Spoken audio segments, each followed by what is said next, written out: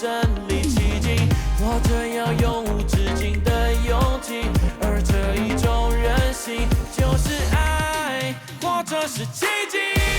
我是注定勇敢做了选择，就代表有可能，或者选努力，或学放弃，有一个又如何？不完美更深刻，我如此确定。眼前的成绩未必能成为永恒的历史真理，但我还是很相信，我做的事情不会都没有意义。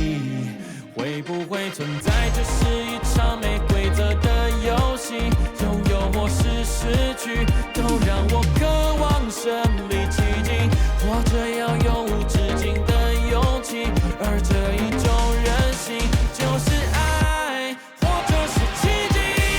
我是注定勇敢做了选择，就代表有可能，或者选努力，或学放弃，有遗憾又如何？不完美更深刻，我如此确定。